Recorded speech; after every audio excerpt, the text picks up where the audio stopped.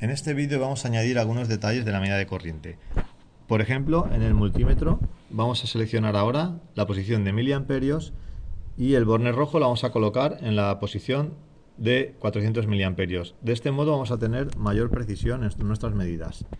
El otro modelo de multímetro no tenemos botón amarillo y en ese caso lo que tenemos que hacer es seleccionar con la rueda directamente amperios de corriente continua.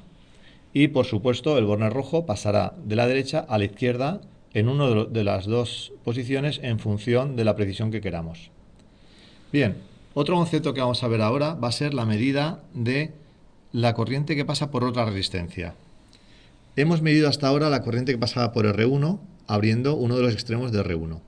Ahora vamos a ver la corriente que pasa por R3. Para ello, lo que vamos a hacer es abrir uno de los extremos de la resistencia R3, por ejemplo el izquierdo. En los dos puntos que se han quedado abiertos vamos a intercalar el multímetro de modo que la corriente la forzamos a que pase por él.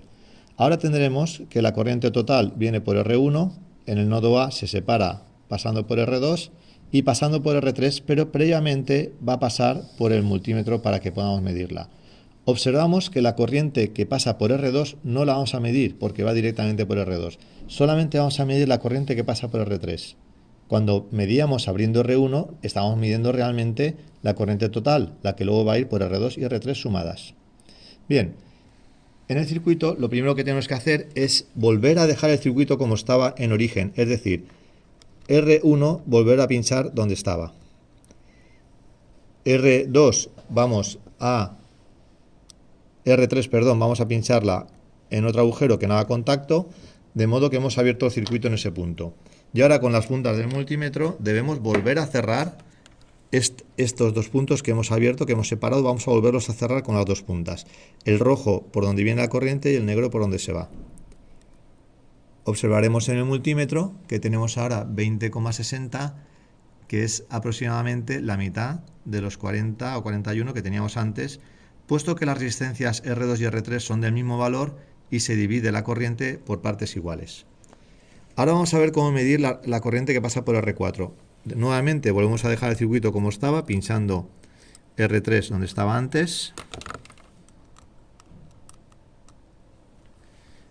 Y abrimos R4 en uno de sus dos extremos. Por ejemplo, en el extremo superior. Cambiamos R4 y pinchamos, separamos un poco el cable para poder tocar el metal. Tocamos borne rojo y borne negro allá donde estaban antes los bornes conectados. Y con esto volvemos a medir la corriente que pasa por R4, que es la total.